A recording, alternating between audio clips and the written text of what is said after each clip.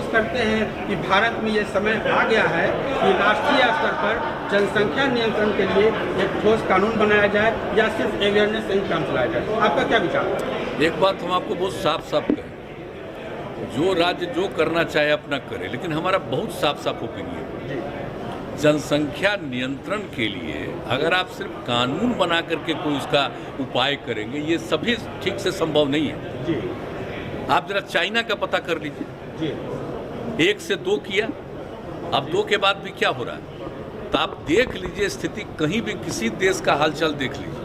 जी। ये सबसे बड़ी चीज़ है कि जब महिलाएं पूरे तौर पर पढ़ी रहेंगी तो इतनी जागृति आती है, इतना कॉन्शसनेस होता है कि अपने आप प्रजनन दर घटेगा। और आप तो जान रहे हैं, शुरू से हम लोग इसके लिए काम कर रहे थे, और उसी में जो आपने कहा, जो इतना ज़्यादा इस पर रिसर्च हुआ, सर्वे किया गया, देखा गया कि जब पति पत्नी में पत्नी मैट्रिक पास है तो देश भर का एवरेज प्रजनन दर 2 था, और बिहार में भी वही किया गया तो पता चला 2 ही है। लेकिन अगर +2 तक पढ़ी हुई है, इंटर पास है, तो देश का उस समय आया 1.7 और बिहार का आया 1.6। तो उसी समय तो यूरेका की भावना आई ना, हमको लगा कि भाई इतनी बड़ी चीज़ है, ये तो प्रजनन दर को कम करने के लिए, बिहार में कितना ज़्यादा है आप जानते हैं। तो देखिए, इससे काम शुरू करते करते घटते घटते 4 के ऊपर था, अब उससे घटते घटते 3 के पास पहुंच गया। लेकिन ये पूरे तौर पर होगा तो हमको पूरा भरोसा है कि 40 तक, हमको जो लगता है, मेरा अपना व्यक्तिगत जो हम पूरा का पूरा करते हैं कि 2040 तक जरूर ये वृद्धि नहीं रहेगी और उसके बाद घटना शुरू होगी। तो इस तरह से जब बात है तो हम लोग तो इसी पर काम कर रहे हैं। लेकिन बहुत लोग रखता है खाली कानून बना देंगे और उससे हो जाएगा, तो वो तो अपना सोच है अपना। हम लोगों का सोच बहुत साफ है कि कैसे हम कर सकते हैं प्रजनन दर कम, और इसमें कोई कम्युनिटी का हो, सब पर ये असर पड़ेगा।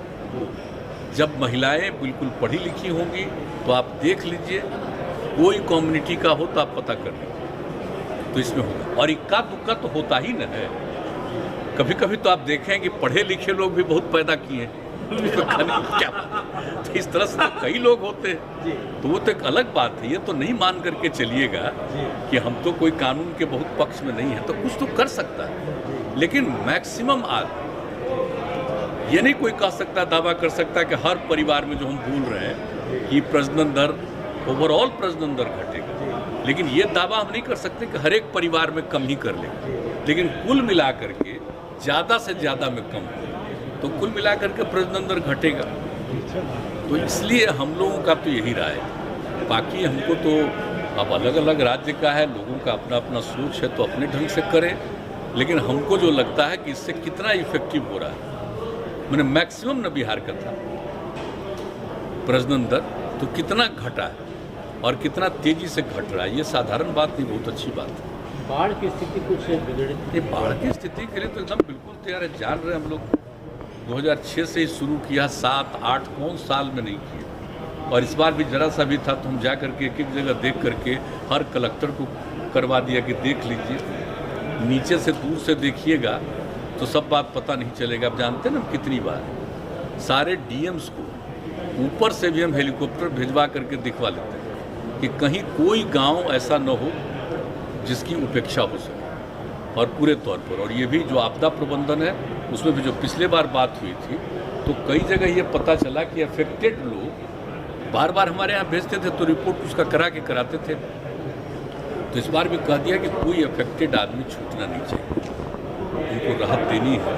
तो इसलिए ये सब हो रहा है, एकदम कॉन्शियस है, पूरे तौर पर देखा जा रहा है, इसलिए हर तरह की सहायता दी। एक अंतिम सवाल मुख्यमंत्री जी, दिल्ली हाईकोर्ट का हाल में ये ऑब्जर्वेशन है कि देश में अब समय आ गया है कि कॉमन सिविल कोड होना चाहिए, और सुप्रीम कोर्ट लगातार 1985 से कई बार यह कह चुका है सुप्रीम कोर्ट की ओर से कि देश में कॉमन सिविल कोड का समय आ गया है।